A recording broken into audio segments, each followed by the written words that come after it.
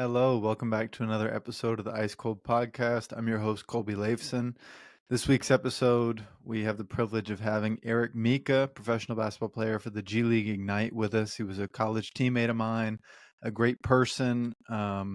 He's had quite an incredible journey, and that's mainly what we cover today. He's played all over the world and had some really cool experiences. And off the court, he's a podcast host of his own podcast, the Now for Later podcast, where he's helping athletes share what they're doing now to prepare for after their careers. So really looking forward to you guys having the chance to hear Eric and I's conversation, and thanks for tuning in for another episode.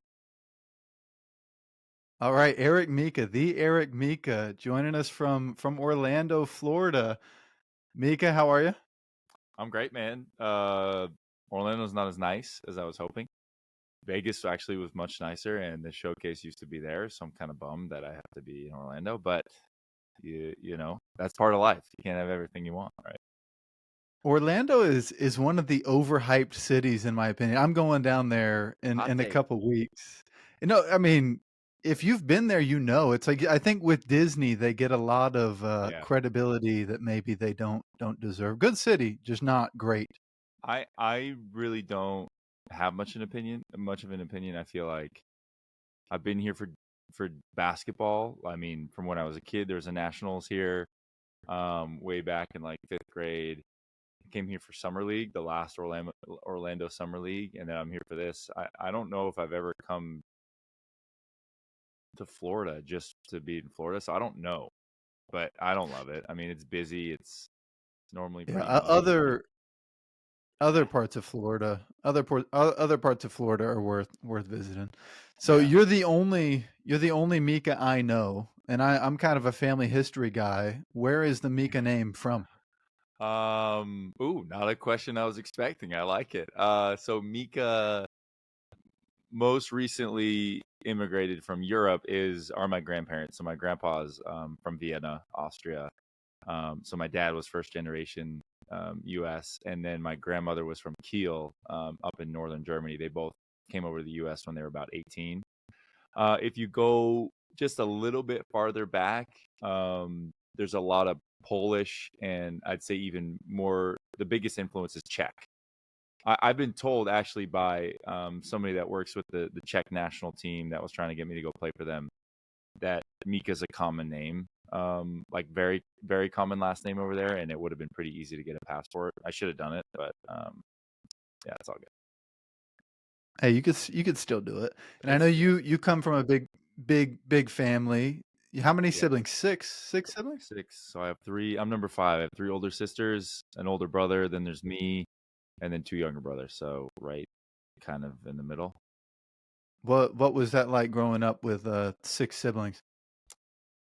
It was a madhouse. Like I talk about this a lot. Like I feel like I had to fend for myself a lot just because there's so much going on. There's so much activity. All my older siblings were into sports, which is why I was into it. I go to my oldest sister's basketball games all the time and just shoot on the little mini hoop they had in the corner. They all played basketball. They all played lacrosse. They all played everything else growing up, but those were kind of the two that everyone landed on. Again, which is why I think I landed on those two. But it was chaos. People had stuff going on. They all had their friend groups, sports, school, church stuff. So I just feel like it was busy, busy, busy. Had to fight for leftovers constantly because there's so many of us. But I emerged. I got out of there alive and became who I am because of them. So very grateful. I could never have seven kids, but I'm grateful to come from such a big family. We're so different, each and every one of us. Just look at how we are as people, but then also what we do in our professional lives and how we're raising our kids. Like we're all very different, and I think it rounds all of us. You know what I mean? Because we're around each other enough and we influence each other enough that it's cool to be able to take things from siblings that are different from you.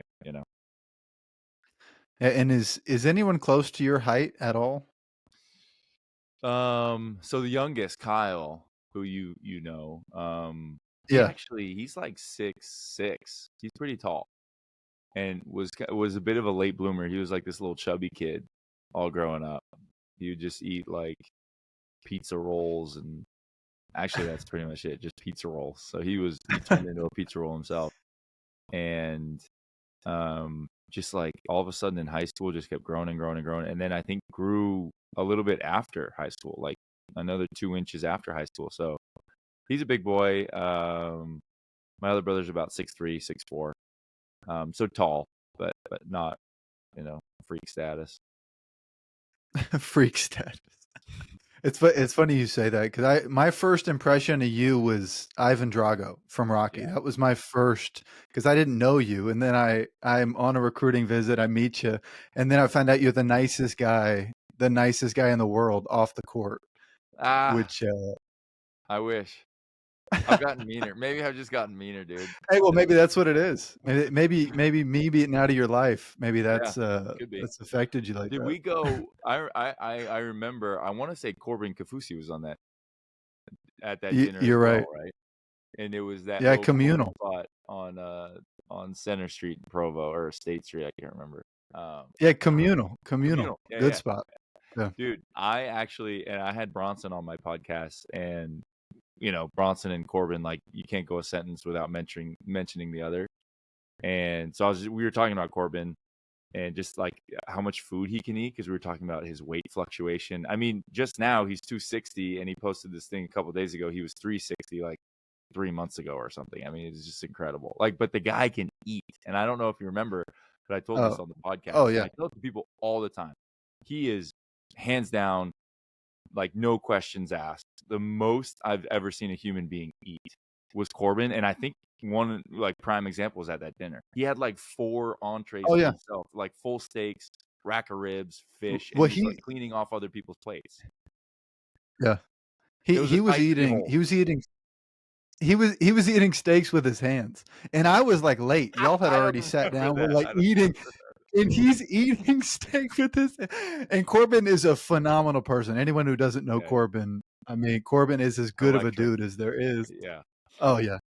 And so as I get to know you better, you and Gabby kind of took me under your wing. I get my wisdom teeth out towards the end of my freshman year, and you guys babysit me when I get my wisdom teeth out. I don't know if you remember that. Oh my gosh, I forgot about that till now. Yeah, I remember that. So we go back, but go through that. Did we like pick you up and everything too, or we just go over to your apartment and took care of you? I can't remember. So I stayed because y'all were at that nice place. Y'all were in that like wing of the house, and so I stayed on like a mattress or something in the living room, and you guys were just like taking care of me while I was all on meds, because I got an uncle down in St. George who got them all out right before my mission. And so shout out to y'all for taking care of me. That's funny. Yeah, I'm gonna have to talk to Gabby about that. I completely forgot about that. Yeah, we must have really liked you, because we didn't let anyone stay at our place. It wasn't very big. No, but it was a nice setup though. It was cool. Nice. It was nice. It was different from Merrill Hall, where I was staying on campus. Yikes. So you and Gabby, not a big dorm fan. Oh no. I definitely am not. And you and Gabby go way back. I think for people to understand you better, they got to know Gabby, know how long she's been a part of your life. When did y'all meet and start dating? Oof. So we met. I transferred schools my junior year to Lone Peak, where I ultimately graduated from, and we kind of met a little bit. We had mutual friends that year, but we were just having fun dating, going on random dates with people, and we were never really on each other's radar. I'm not sure what put us on each other's radar. It's funny because we found her junior year yearbook, and I wrote in it something stupid. I was just shooting my shot with anyone and everyone, obviously, because I wrote in it, was like, oh, wouldn't that be cool if the tall guy dated the short girl, like something stupid like that, just any way to flirt with every girl on yearbook day. So we found that later on, but like we didn't really know each other that well. But later that summer, we ended up kind of hanging out a lot more. Like I said, we had mutual friends. and I just had the biggest crush on her, so I just continued to pursue her. We dated that senior year, most of that senior year, freshman year of college. We both went on LDS missions to Rome, to the same place, which was kind of cool. We only saw each other once. It's a big country, obviously, so we didn't see each other very much, but we kept in touch the whole time, and then came home and got married. We At that point, we had been together, not physically, but we had been together 4 years, and it just felt like everyone we knew, everyone I knew, she knew, and everyone she knew, I knew. Like, we had all the same friends, like we liked all the same things, and we had a good time together. So just felt like, let's make this official. And the mission thing is insane. For those who aren't very familiar, the process of getting called on an LDS mission, you submit paperwork, and then the church leaders pray, they evaluate kind of your application, your health status. And so it is, I mean, random is a bad word for it, but it is very random. I mean, it's Pretty like random. 1 in a million for you to Yeah. end up in the same mission as Gabby. Did you see that as kind of like a sign from God? Like, hey, you got it. Don't mess this one up. Like, what was that like? I actually did. I told my brother that. I was like, I was only 19, but when she got the same, call to go to the same place, I was like, there's no doubt. I already really like the girl. I'm freaking smitten with her, or smitten by her, but like, we're going to the same place where, I just assumed we were going to be complete opposite sides of the world, like, where, who knows the time difference, like, we were just going to lose track of each other, just because that's what you do. You're going out there for other things than dating and regular life experience. So I wouldn't say I was at the point of giving up, but I was bummed. And then when I heard that, I was like, oh yeah, this is over. It's over. We're destined for one another. It's done. It's done. And now that same thing, like, is magnified by even more. We know all the same people. We have all the same experiences. Now we speak another language, that only so many people in the world speak. So, very, very crazy that it happened, but also very cool. Yeah, and you're the first return missionary I've had on the podcast. So kind of Big touch on what that time. experience was like. Yeah, shout out to you for returning with honor. What was that experience like, Italy and as a missionary? Yeah, it's interesting because now that I'm so far removed, I'm trying to think, I went 2014, I came back in 2016, so almost 8 years. The question I get most is, because I'm still playing professionally, um, and that doesn't quite fit into the regularly scheduled pro life and pro trajectory and blueprint. So I get asked all the time if I regret going, as far as basketball, and maybe if you stayed in college, would you have been drafted? All those things, and obviously interesting questions. I'd probably be thinking the same thing if I was in other people's shoes. But, like, first and foremost, I absolutely do not regret going, just because of how much I grew up. First and foremost, like, leaving your family, leaving home and comfort and everything that's familiar and easy.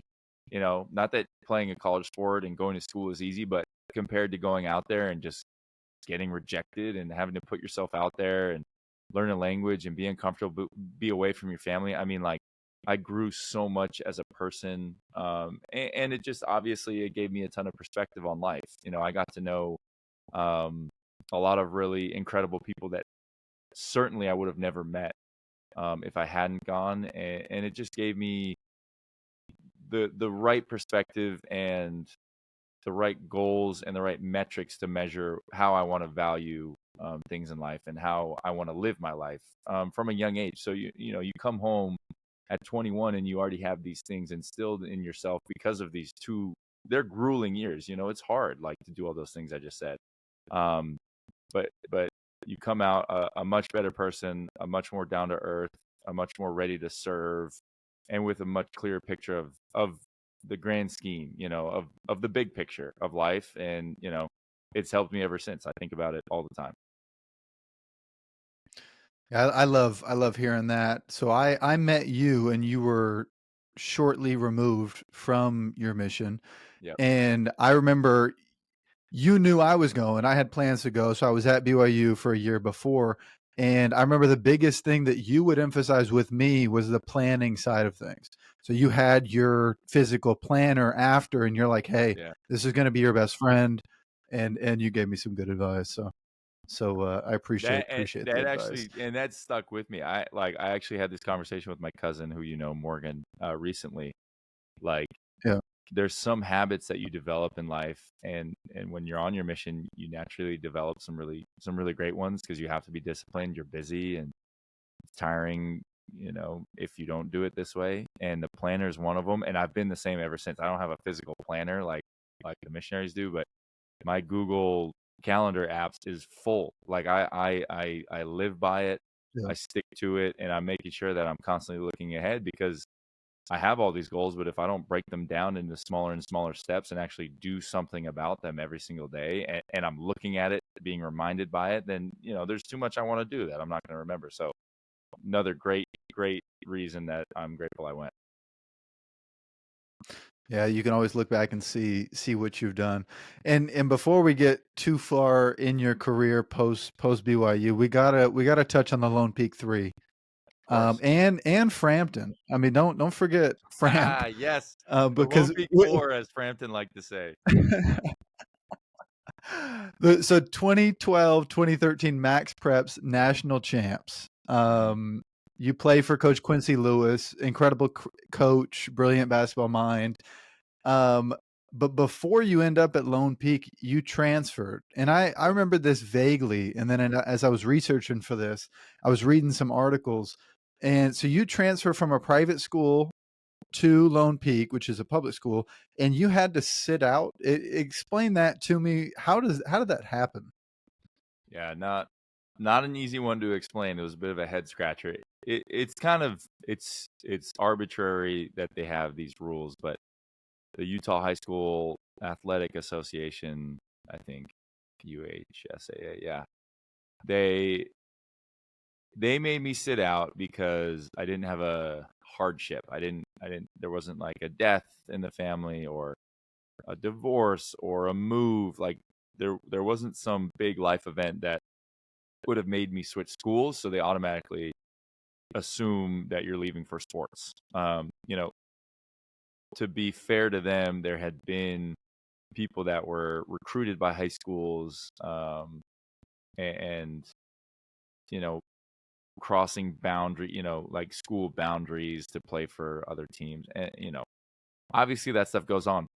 In my case, it was unfortunate because Lone Peak was already a really good basketball team. TJ and Nick and Talon and Connor and Frampton and many other very good players that came before them and that were on our team were having a lot of success. And so it did look like, because of our previous relationship, having played together in a little bit in elementary school and middle school, having the same friends, all these things, like it looked like they were like, oh, hey, we need a big, why don't you come over? When in reality, basketball was like the fourth or fifth thing on my mind at that time. My cousin had just moved to Alpine from San Francisco or the Bay Area. Um, my older brother graduated, so I had and all my friends went to public schools after freshman year. So my sophomore year, I didn't like going to the school I was at. All my friends had left. I felt like I didn't know anyone. It wasn't as fun. It was super hard academically, and I just felt by myself. So I was kind of like, yeah, I'll just go to Lone Peak, and basketball really was so far back in my mind that's why the decision was so frustrating, because I really didn't get recruited. I didn't go there for basketball, but luckily it worked out basketball wise. Yeah, so you have to sit out, but then it ends up working out in a extremely positive way for you. Number 3 ranked center in the class of 2013, 10-year anniversary of that. Yeah. That's a big deal. So Yeah. do you know the 2 centers you were behind? Actually, someone just asked me this. I know one of them's Joel Embiid, but he's number one.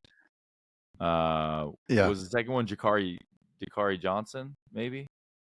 Dakari Johnson. There you Yeah, go. yeah. There you I mean, go. Yeah, two you really got good it. players, Nice.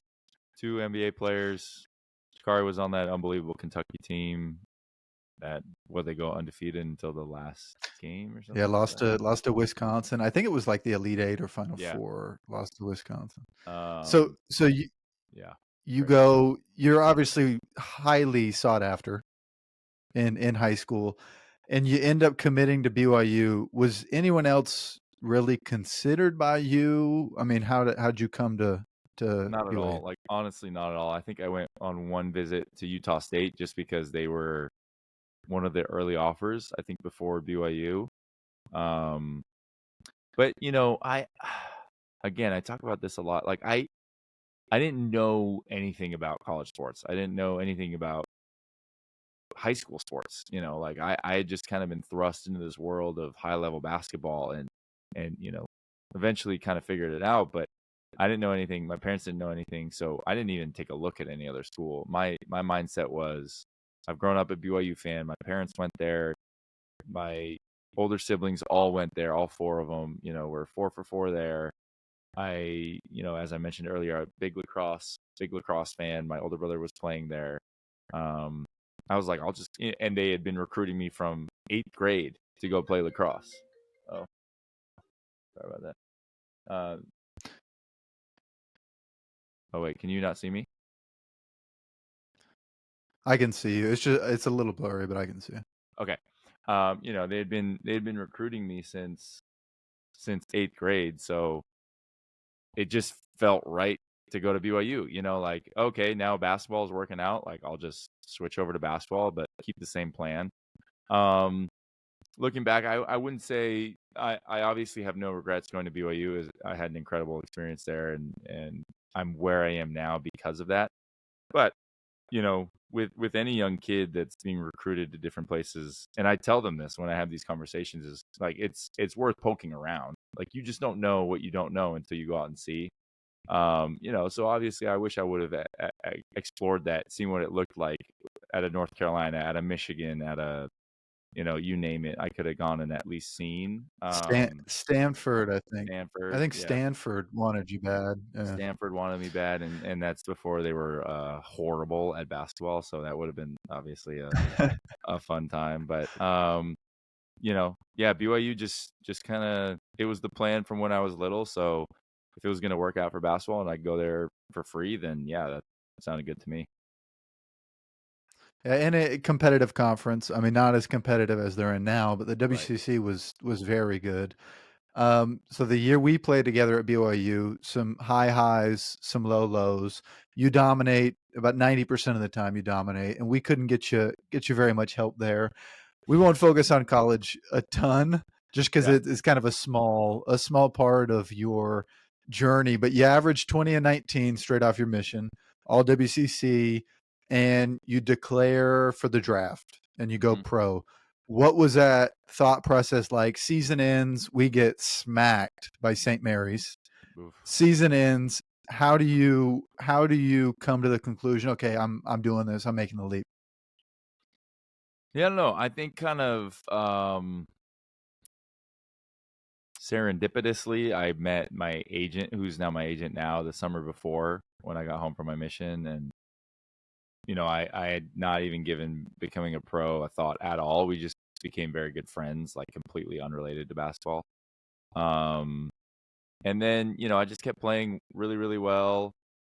I think that's when it sort of clicked that, like, all these things that people were telling me, like, hey, if you go on a mission, like, it's going to be really hard. They worry about age and age matters and blah, blah, like all these things that I had never thought about kind of we're starting to click, like now that I understood how things worked and what teams were looking for and what it was like to be a pro, more than when I was a freshman. I think I just realized, like, if I wanted a shot at the NBA or at a decent pro career, then I needed to just get started. Like, the earlier the better, because I was already in a good position and playing well, and I think ready in a lot of ways. Like, I don't think just becoming a pro is going to solve people's problems and you're just going to become a better basketball player. You have to already obviously be at a certain level, and I felt at the time that I was there. So I needed to just get started, like being 22, as a sophomore was considered old. So what was I going to do as a 24-year-old senior? For me, my ultimate goal was to play in the NBA and, provide for my family playing basketball. And if those were number 1 and 2, which they were, then I needed to leave and kind of get started and build that resume, acclimate to professional life and all that goes into making that jump. And, so I just went for it. Yeah, and I'm a big believer in striking while the iron's hot. And you come Yeah. off a year averaging 20-9. I mean, it's hard to duplicate that, playing the same teams, doing all that. So weighing the Yeah. pros and cons. I was not shocked at all. I mean, knowing you, seeing you in practice every day, knowing the level of play that you were already at, I wasn't shocked.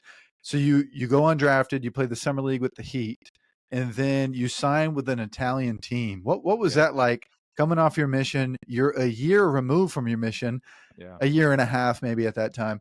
And then you go back to Italia. What's that like? Well, first of all, it was kind of frustrating that the Heat did like me. I did a pre-draft workout with them. They did like me through summer league. They felt like I had what it took to be a Heat culture guy, but obviously not enough to just give me an official offer to go to training camp. They kept telling us it was coming, it was coming, it was coming. Then we got this deal from this Italian team, and obviously I'm going to jump at that. So we told Miami, like, hey, I'm going to sign this next week. Hey, I'm going to sign this in 3 days. Hey, I'm going to sign this tomorrow. And we just kept hearing chirps back. Um, and then like 3 days after I signed with this team, they were like, hey, do you want to come to camp? And so I was like, gosh, dang it. So that was kind of frustrating, but that's part of the deal. Like timing is everything in this world. And so is security. So I'm not just going to wait around and just, hope that somebody follows through with their promise, because they've been, pretty empty promises thus far. So I was excited to sign with this Italian team. Very cool to go back. Like you said, it was probably a year, just over a year removed from when I'd gotten home. We went there probably in the middle of August, and I mean, it was awesome. Like going back somewhere that was so familiar, but under a new lens, under kind of a new lens. Like I could be a regular person. I wasn't a missionary. I could stay out late. I could do whatever I want. We could make friends. We could go kind of explore different parts of Italy. And then the basketball was great. So an incredible experience, a great way to start off the pro career. Not that it was all sunshine and rainbows. Like it was very hard acclimating. It's a very good league. It's very cutthroat. We were bottom of the league, so we were worried that we were going to, get kicked out and had to get relegated to the second league, which we didn't. But a lot of pressure, and it became different once I got paid for it. Like definitely there was a weight to it, but I wouldn't have wanted to start it anywhere else.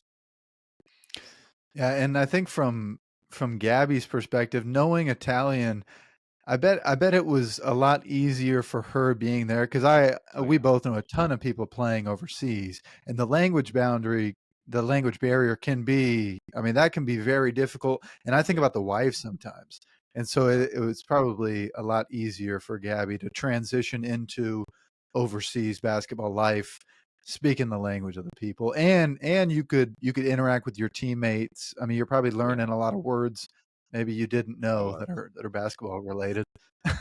No, 100%. I remember asking. I mean, you get a pretty good understanding of the language as a missionary, but it's not perfect. And certainly sports words weren't in there as a priority. So I remember asking one of my teammates like how to say backboard and like dribble. Like I didn't know like the very basics. Obviously, it wasn't hard once you hear, there's not that many basketball terms. So I picked it up pretty quick. But yeah, it was fun being able to kind of solidify also another side of me, which was my Italian language. That catches people off guard all the time, but that's cool. And so we'll just go through your career quick here. So then you hop to Germany the next season, right? Yep. Yep. And I'm watching a ton of World War II documentaries right now. I'm kind of that's my thing right now at the Yeah. moment. So curious to see what your experience in Germany was like, what the people were like. Yeah. I mean, it was great. Obviously, a lot of really cool history there. Yes, World War II, but dating a long time ago. There's really cool town centers. There's really cool architecture with their churches. There's And some massive yeah, companies based out of big companies. I Germany. mean, we had some really big time sponsors in our town, and we weren't in that big of a town, but I loved it. It felt like I was kind of back in the motherland in some ways. My grandmother, obviously, as I mentioned, is from there, and German people are very, very fun. They love sports, and they all, for the most part, speak really good English. So again, speaking to the importance of your wife or your significant other being over there with you can be isolating. But Gabby had the experience of being in Italy, and then all of a sudden we go to Germany, and it felt exactly the same. Like, you could communicate, you could become part of the community, you could find people and connect with them on a deeper level. So it was another very, very fun year. Also, that team was a little bit better than my Italian team, so we were in an international league, and therefore we had more foreign players. I think there was like, we could only play 5 or 6 of them, but we had 7 or 8, and so there were a lot of guys from the U.S. And so we had a really fun group. We hung out a lot off the court, which makes a big difference, as you know. Oh yeah, that camaraderie goes a long way. For sure. And then you end up with the Stockton Kings. How did that come about? I know you've had some connections. Is it Gus? Is that the trainer, the guy you would work out with? Yeah, it was kind of simultaneously Gus, who I work out with a lot in the summers, who's just like a well-known Sacramento trainer. He knows everybody in the Kings organization. He trains a lot of their guys in the offseason, things like that. And then also the assistant GM with the Kings, who was the head GM of the Stockton Kings. I had just been on his radar, I think, dating back a couple years when I left college, and so I think I don't know if the two, like, if they put it together or if it was just kind of at the same time that he discovered me and that Gus was kind of pushing me. But yeah, I got a call to go to a mini camp before summer league. So I flew out to Sacramento and absolutely murdered. I mean, like, we had pros from everywhere. We had some NBA guys. We had some like free agents. We had some guys coming from China, some Europe, some college. And I guess not college because they would have been doing their pre-draft, but like I was the best player there. I felt, and we had a big group. So yeah, they invited me to summer league. Played well at summer league. Actually got kind of an opportunity, which I didn't really feel like I got in Miami, just because of some bad luck. But yeah, I got an opportunity to play there, played really well, and then they said, all right, well, let's bring you to training camp. So it just kind of kept going and going, and they were giving me opportunities, and I was proving myself, which was fun. In Stockton, am I remembering right that that's where Pacific is at? Yeah, yeah. So we didn't live Okay. there. We lived in Sacramento, fortunately, because Stockton's not super nice. But Yeah, that was yeah, gonna be my my follow-up question there, because I remember we would stay at, like, not a very nice Marriott yeah. in Stockton, and we would typically stay at nice Marriotts, obviously the Marriott connection to BYU. So you do very well with the Stockton Kings, and so you're there, you play a whole season, and then is it the next season where you take a little trip to China, or is that?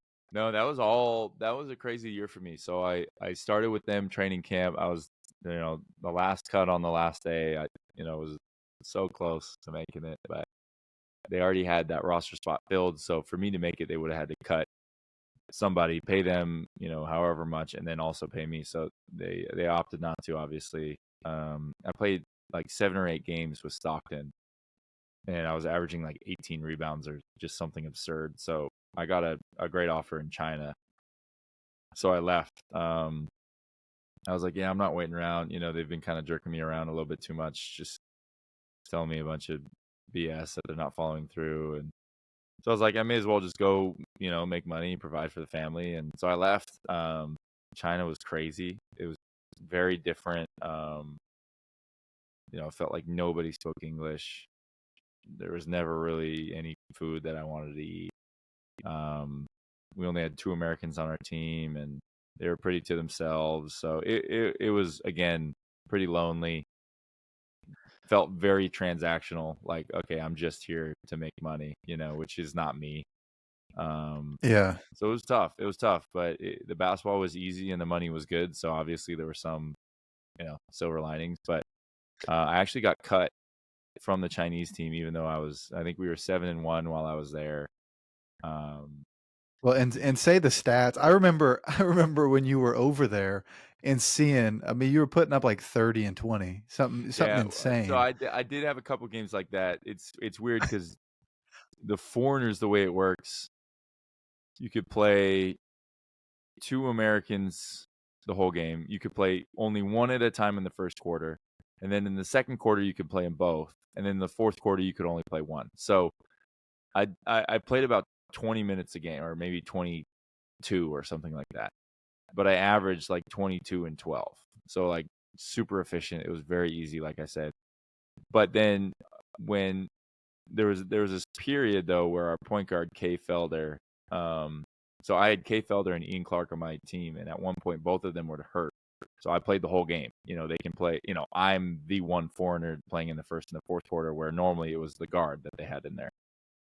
So yeah, I mean, I had like I remember one against this team Shangxi, where actually I think where Frank Jackson is right now. I think I had like 35 and like 24 or something like that. I mean, just like absurd numbers, but I still got cut. Like they had kind of a sticky situation with another center who they were playing chicken with essentially when they brought me in, and then he was going to sue them, and so I said, all right, well, sorry, we can't pay you both, so I got cut.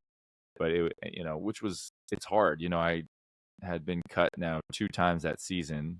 I'd been cut the year before, the season before, when I ended up in Germany. I'd started that season in Italy as well, bouncing around everywhere. But it ended up, just kind of being part of the path, part of the journey, and the best thing to happen to me, because then I ended up back at Stockton. I got back in a rhythm. I, played the game that I'm best at, and got that call up. So, it can be hard, but there's a lesson in there, which is that, you just got to stick with it. And sometimes what seems like in the moment the worst thing is really the best thing. Yeah, the perspective, and it's a lot easier to look back and connect the dots and do all that. So Yeah. you talked about your call up. What's going through your mind when you find out you're getting called up to the Kings? Yeah. I mean, I remember that call like it was yesterday. I mean, it was a literal call from my GM, Anthony McClish, who said, hey man, the moment we've been waiting for, they need you. They need you over at the practice facility as soon as possible. I mean, I like sprinted out to the car, called my wife and my parents. Actually, I called my parents. My wife was there. She was going back and forth at that point because she moved home when I went to China, back to Utah. We bought a house, and so she's at the house trying to get things settled, and she's going back and forth because she's doing school. So she's in Sacramento with me at the time. So we're just like freaking out, and then I'm like, all right, I gotta go. So I run out, call my parents on the way to the facility, and we have a game that night against the Lakers, I find out.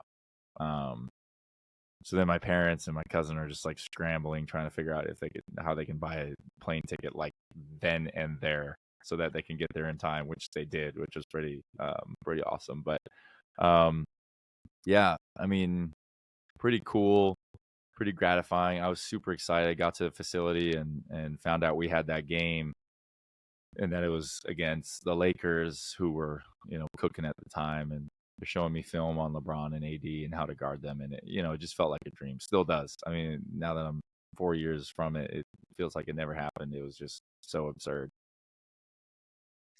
Well, and it was a solid debut, 6.7 boards in 19 minutes, Pretty good. and you recently had you had recently had Harrison Barnes on your podcast, and I Yeah. thought it was awesome. He remembered your first bucket. Like Yeah. that was really cool to I see him remembering that. yeah, I was really surprised. I mean, like listening back, I don't even think I conveyed how surprised I was. I mean, it was like one of the first things he said. He said, like, remind me, but I'm pretty sure your first bucket was this, and then like lays it out perfectly, like the situation, who was guarding me, what it looked like all of this stuff. But that, that obviously is etched in my mind, but it just shows like how much of a pro he is, and just how good of a person. Like he remembers these things, or maybe he doesn't remember it, but he went and looked it up, just to be prepared for our interview. Like just either way, incredible guy, and they were full of some high level people in that building. So another reason I'm happy to see all the success they're having right now. Yeah, Harrison was super well spoken on your Man, podcast. I mean, yeah, you can tell he smart. reads, Yeah, studies. I mean, he seemed like a really, really smart guy. yeah, So we're almost getting back to current day, but we got to talk about Serbia. So one of my high yeah. school teammates was Serbian. One of the best guys I've ever met. I mean, the Serbian people are just so passionate, so supportive. I mean, a couple of the best athletes in the world are from Serbia. You got Right. Djokovic, and then you got the Joker, obviously, Nikola Jokic. So you were there during an interesting time for Partizan, which is, for those who don't keep up with European hoops, Partizan is like a mammoth of a team, and especially recently. So what was it like being there during that rebuild?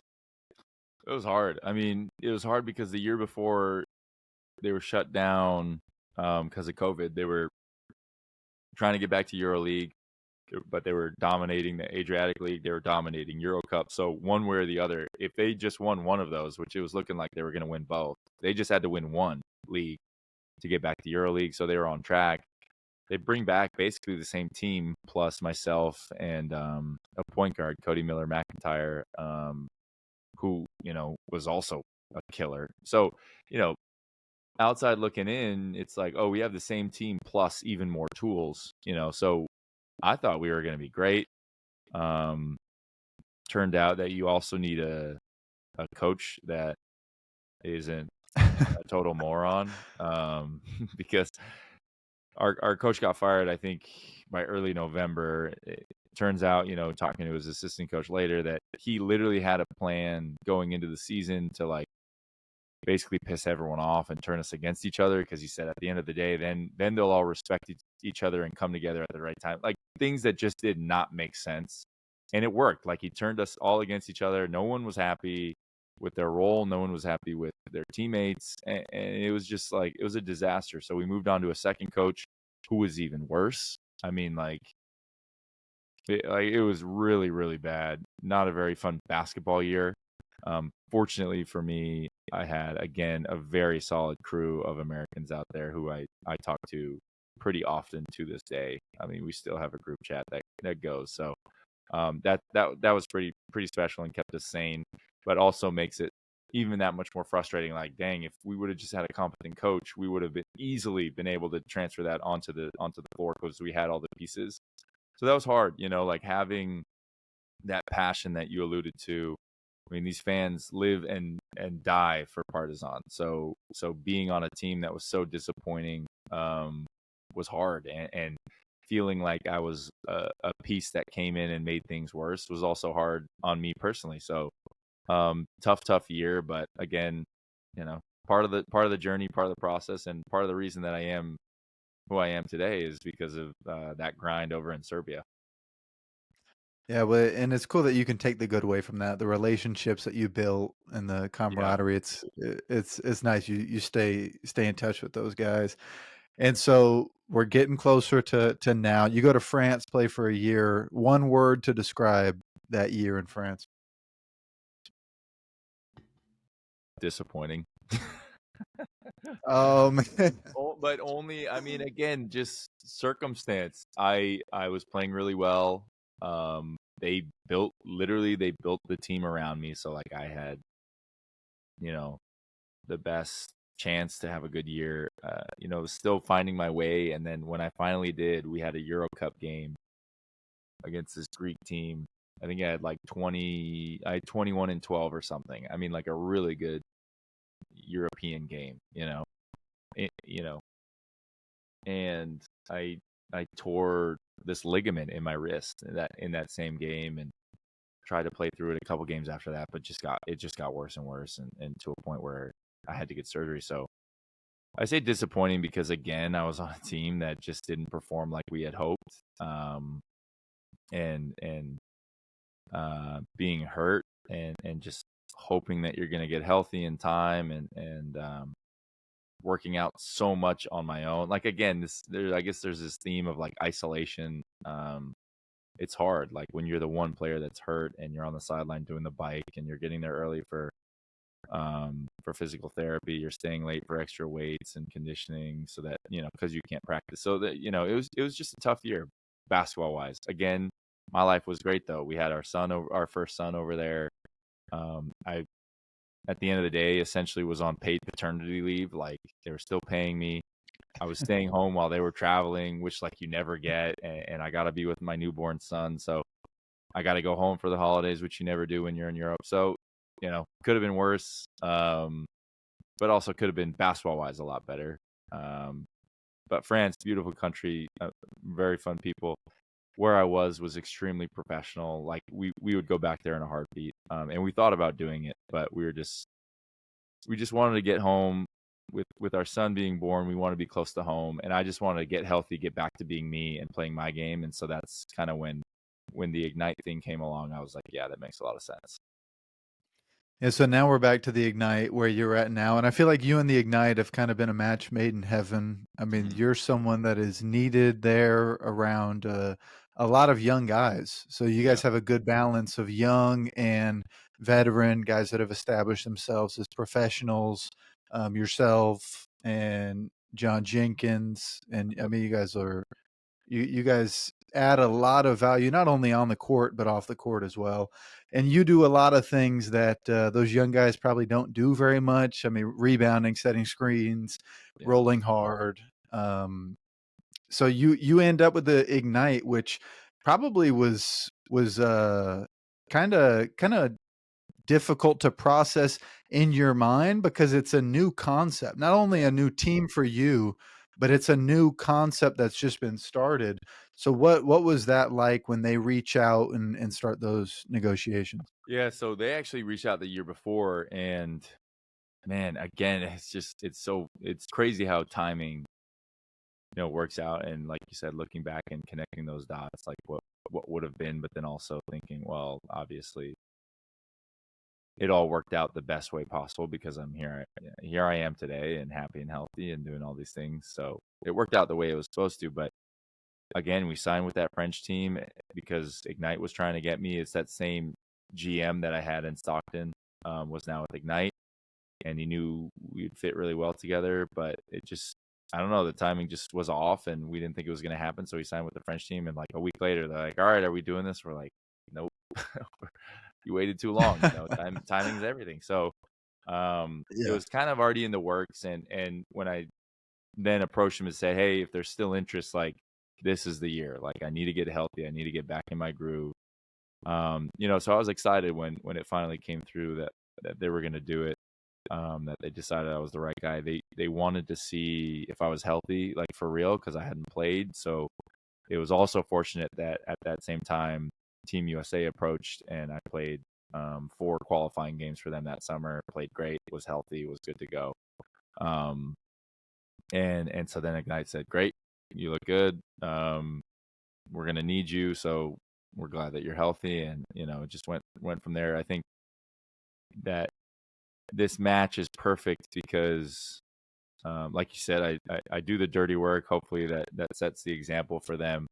But for me personally in my game, it's great because they need me to do a lot. They rely on me. I play almost a joker position, a point forward position, which I've never done in my career as much as I have here. I felt like I always had that, but it didn't fit into any offense that I've been on. But here it's like, 17 and 18-year-old point guards are being pressured by grown men who have NBA minutes. So just to help them and get them off the ball and get them an easy basket here or there, I'm relied upon, so I get the ball in the middle a lot. I make a lot of the decisions to help those young guys, have moments where it's a little bit easier for them to get going. And so it's been awesome. Like I've absolutely loved my role, and will come back here as long as I can.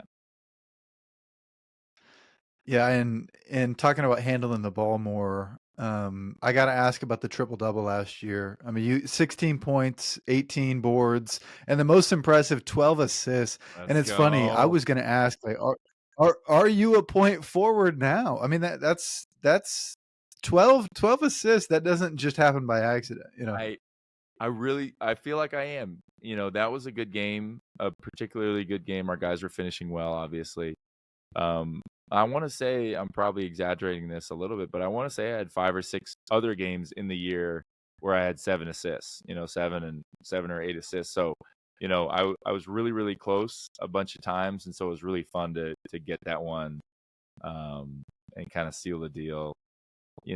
Fortunately for me, they count. If you get a dribble handoff, and they take one dribble and take a jumper, that's an assist. I think we had, a fair amount of those that Hey, particular game, but a triple double is a triple double, man. If it's on the stat yeah, sheet, then we're good to go. whatever gets it done. Whatever gets it done. And you mentioned Team USA, how you played last year with them, and you also played this past summer with them. Yeah. What was that experience like? I know you've been to some really cool places with Team USA now. Yeah, so very cool. I all the way back 2020, before everything got shut down, I played with them home and away against Puerto Rico. Kept that relationship with the director of basketball, Sean Ford, who's incredible. He's also incredibly connected.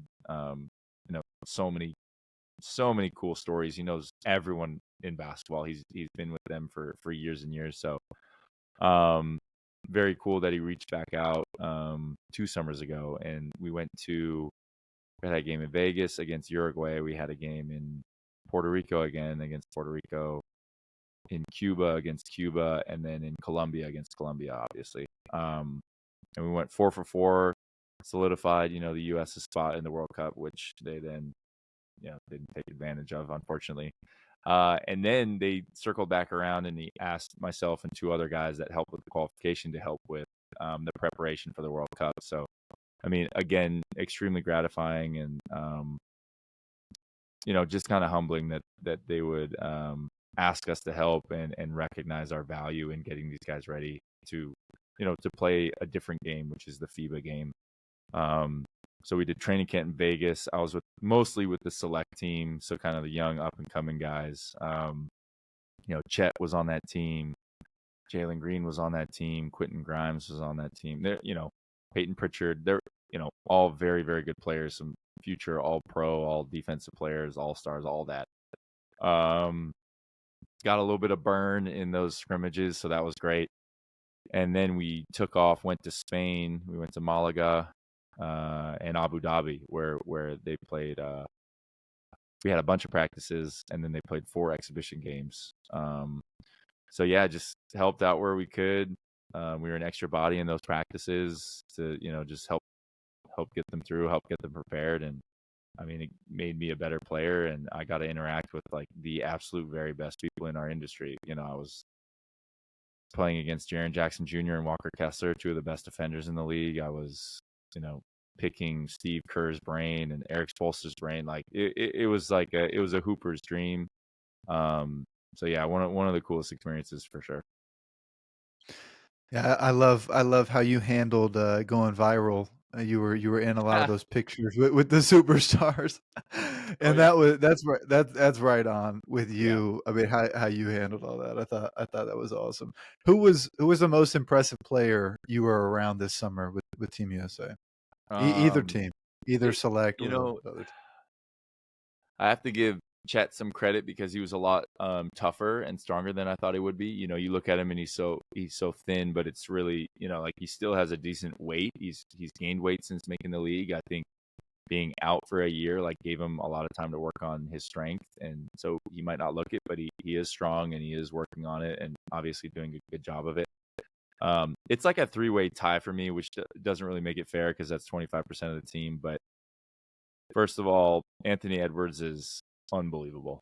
Like, bar none, best player I've ever played against, been on the same court as. Like, he was unbelievable. There was a practice in Dubai.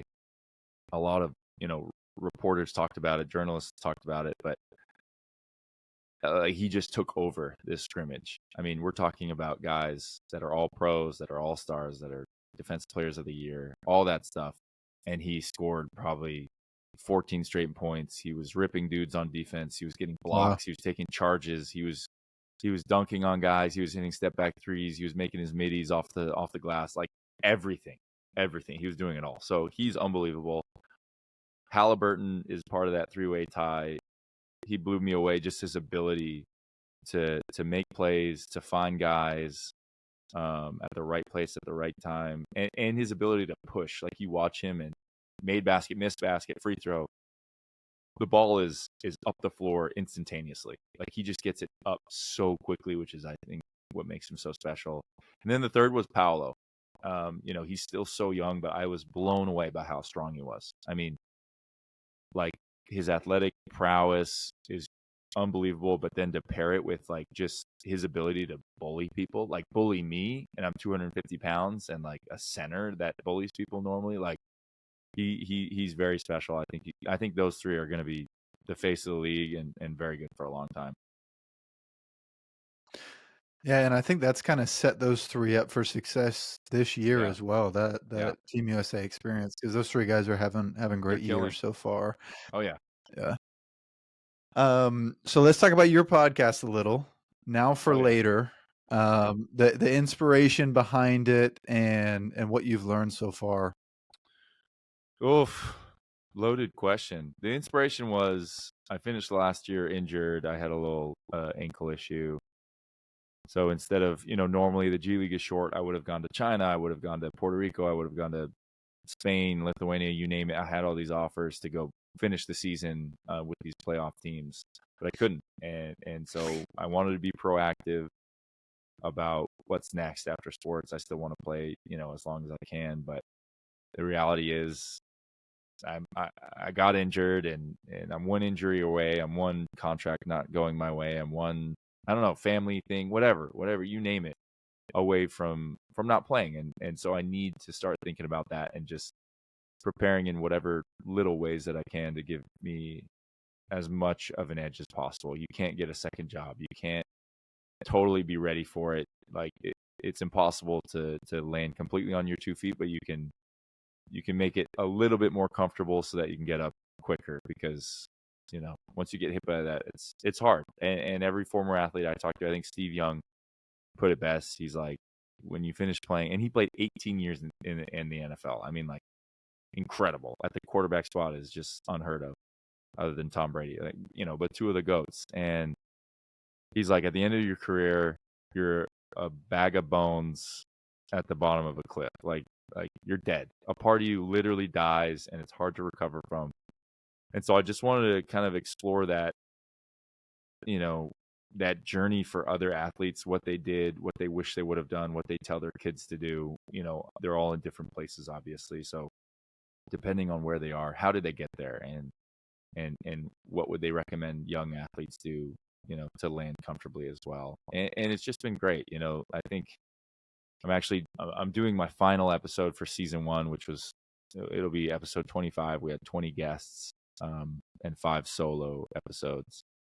And so I'm kind of coming up with this list of like, okay, what are the main things I learned? And I think number 1 was they just talked about living in the moment. Yes, it's good to prepare. It's good to be conscious of that, but not so much that you're worrying and ruining your time here in the now, living this journey, which is ultimately the most important thing.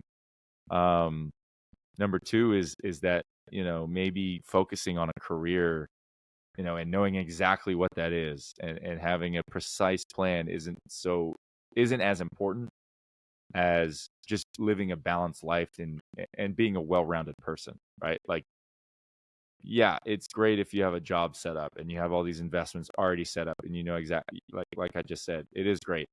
But what about your mind? Like, are you in a healthy mental state and mindset? Because if you're not now, while you're playing professional basketball and living a fairly easy life, in a lot of respects to other jobs and careers, then you're not going to be in a good mindset when you're done, when you lose that part of you. So figuring out who you are, what you value, what you bring to the world, who you are outside of a basketball player is as important as figuring out what that job is going to be, what the income is going to be. And then if I had to pick a number 3,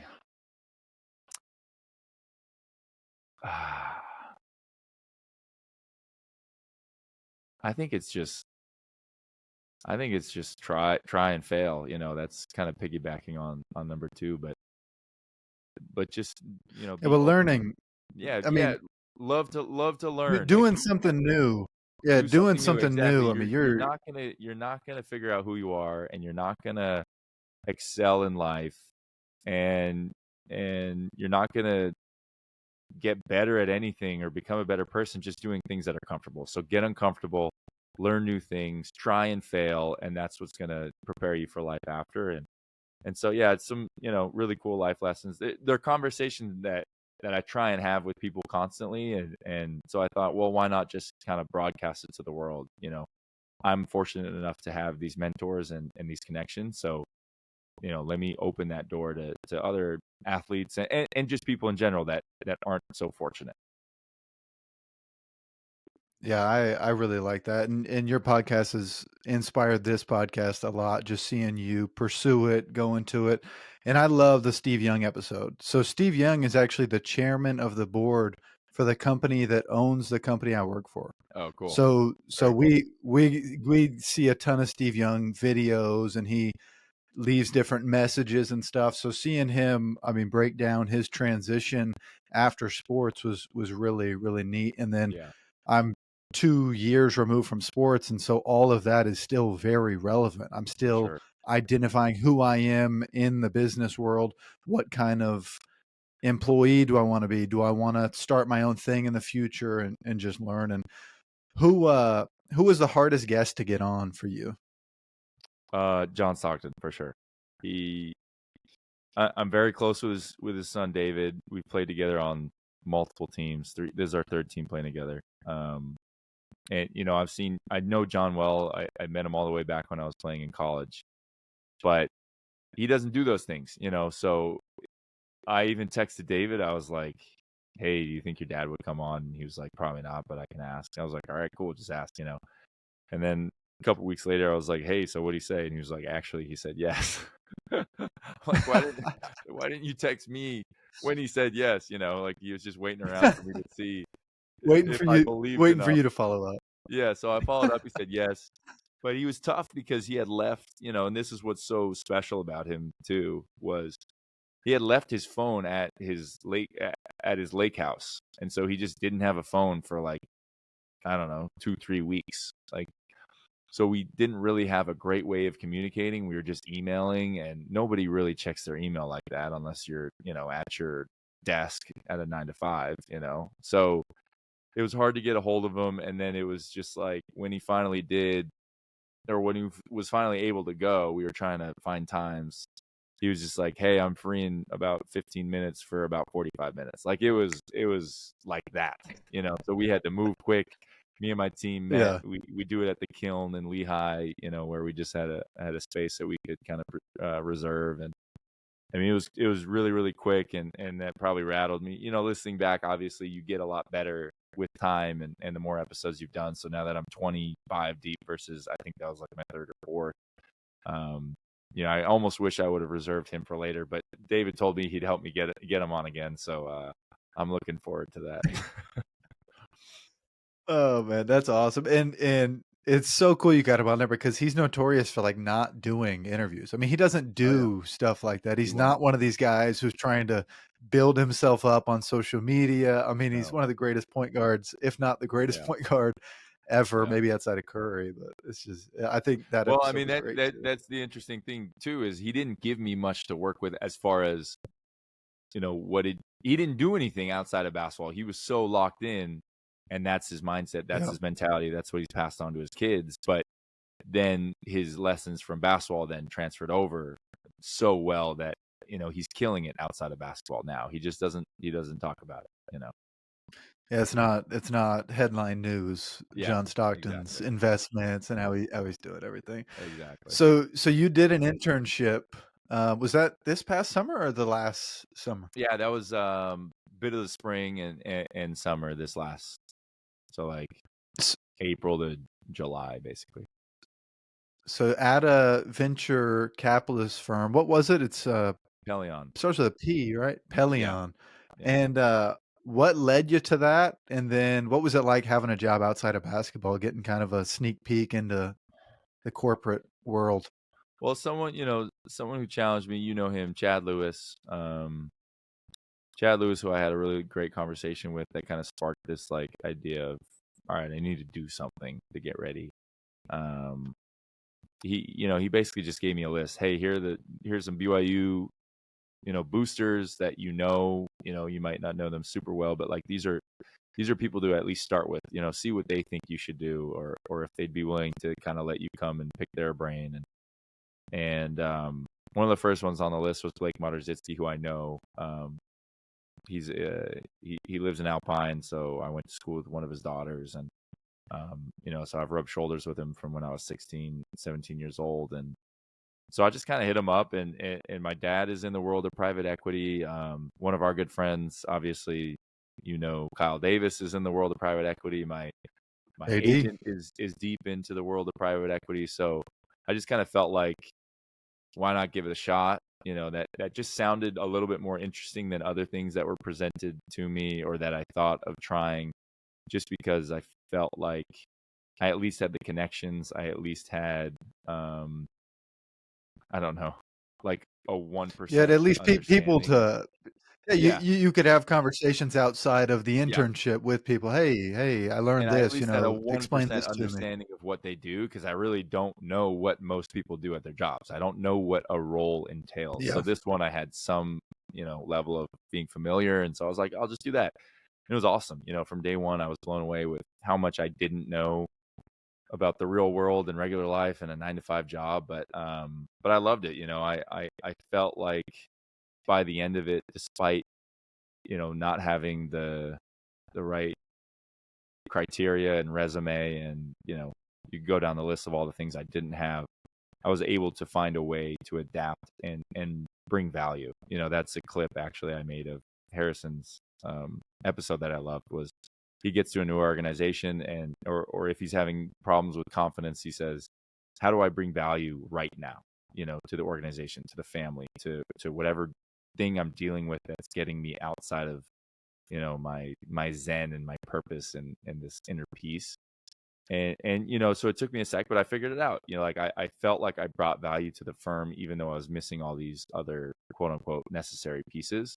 And I love that. I love that challenge. I love that I was being intellectually challenged. And that, the rule of thirds that I've heard before is that you feel great a third of the time, you feel okay a third of the time, and you feel crappy a third of the time. Like if you're a high performer, if you're trying to get better at something, that's how it breaks down. And that's how I felt. So anytime you're feeling that, you're doing something that's right. So I loved it. I really loved it.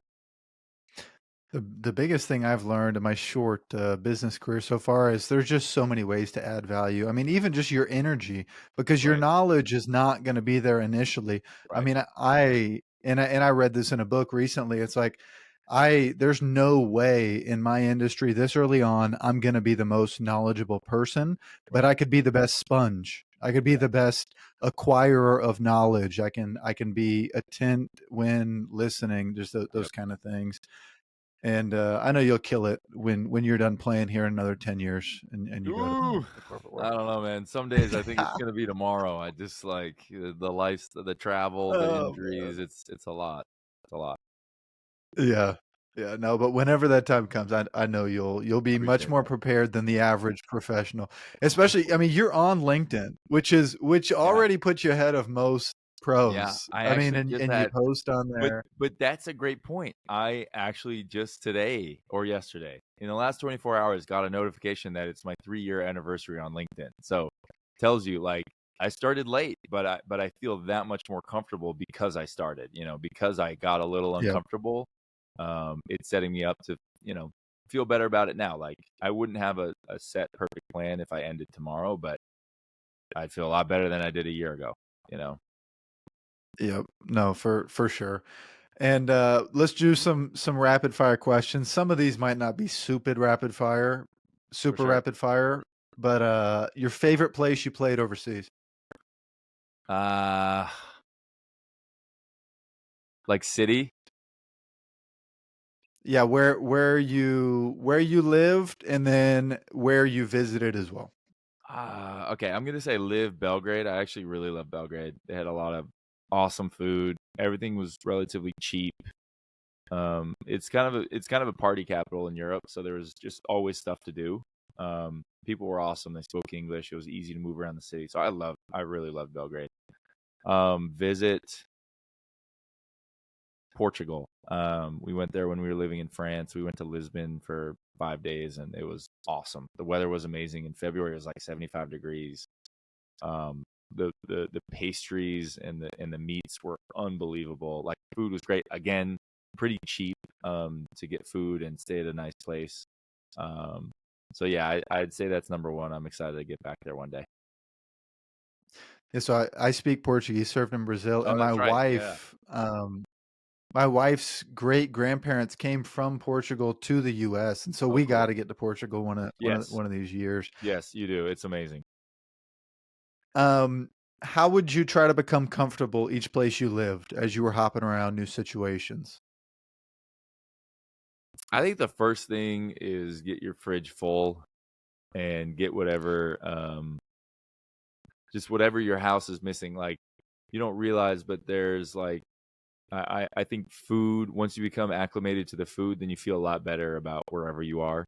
And then once you get like just small nuances that you don't think about during the day, like, I don't know, a comfy chair, like, or blackout curtains, like just little conveniences that stack up to help you live the normal life that you live at home. Like, at home, I have pitch black room.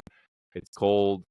It's quiet. So it's like, when I get to a new place, I need to make sure, if there's not already a big giant fan on the ceiling, I either get a fan on the ceiling, or a bunch of fans, circulating air in the room, kind of around me. I get the blackout curtains. I get a sound machine if I have to. Just, making sure that those little things are taken care of, because they can stack up and they can really stress you out. Yeah, that's good insight for anyone moving anytime Yeah. soon. What type of coaching do you respond best to? I think, I would think that this is most people. Um, I don't mind screaming. I don't mind cussing out. I don't mind, getting on me about things if I'm not listening, if I'm not, understanding, if I'm not applying. But I just have to know, me personally, I have to know how much they actually care, and how much, they want me to succeed. If they're going to cuss me out for something, but then after the game, or after that practice, or even 5 minutes later, they're able to then talk about why they're seeing it this way, why they're pushing me to do this, or what they're trying to get out of me, and they can put their arm around me and look me in the eyes, and, like, I know that they care about me as a human, then I'll do anything. I have a hard time, and I could be probably better. Pros probably shouldn't have to worry about that, but I just have a hard time when I'm being screamed at, and I feel like this guy doesn't care about me. He's screaming at me because of what he wants, and maybe it's a subtle difference, but to me, it means a lot. And give us a few examples of coaches that just have shown that they care. So you've meshed well, you've performed well under their guidance and coaching. Yeah, I mean, I always talk about Quincy Lewis did this. I mean, so well. It's why he's just the ultimate high school coach. Like, he cares. He really does care about you as a person, and college as well. But why he killed it with us, why he's killing it now at Lehigh with his son, um, is he just gets the most out of you, because he cares, and you're also, there's an appropriate amount of fear, but then that it's backed up by all the best meaning in the world. Another one I'd say is Jim Boylan. Actually, comes to mind. I thought about him a lot recently.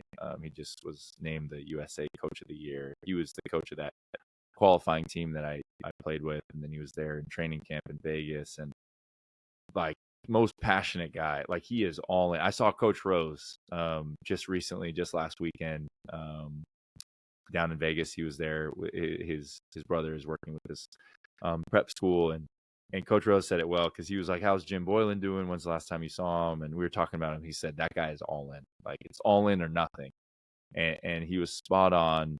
Um, he's so passionate. I mean, he's borderline in tears before some pregame, during some pregame speeches, and he is on you, like on you for every little thing. But then, like, he gives you the biggest hug after he looks you in the eyes and says he loves you, like even after a week of working with him. So he, very special coach, and I've been blessed to have a lot of awesome coaches like that. It hasn't been too many of the other kind.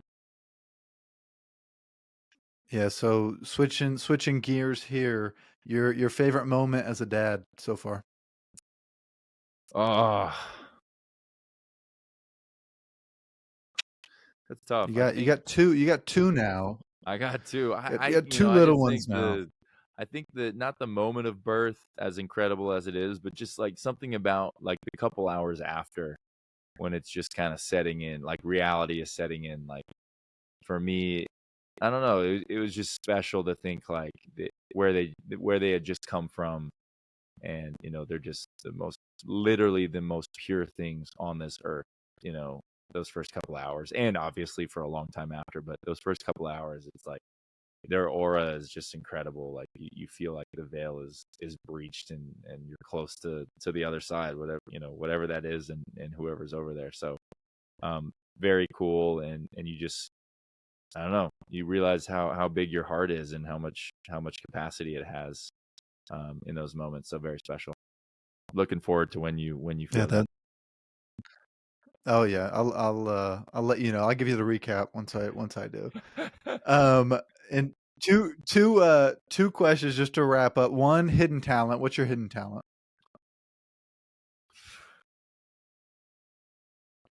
I'm really good at names, like names and faces. I don't know why, but I'm blessed with that. Like usually if I meet someone once, and if we have, as long as it's a little bit more than just like, hey, what's your name? If we have any kind of interaction, I'll remember your name for a long, long time. So that's come in handy a lot, and I'd call it a talent. Oh, that's definitely a talent, and that'll serve you well, especially in the business world as you Yeah. switch over to that. That'll be super beneficial. It means a lot. I mean, nobody loves anything more than someone remembering something like that when it's Yeah. not expected. It's like, For oh my sure. gosh, he remembered me. Yeah. That kind of thing. How to win And friends then and last one, influence tough. people. Oh yeah. Last one, toughest matchup for you in your career. I mean, anywhere, any time, just for you at that time, toughest matchup. All right, I'll give you a couple. College was Jock Landell. You remember that game at St. Mary's, and he gave me the business in the WCC tournament. I can't even deny that. But we had a great battle at St. Mary's. I think I had like 30 and he had like 25. But just great footwork, very good player, very skilled. Obviously, he's found his way to the NBA and has stuck for a while now. College, Jock Landale.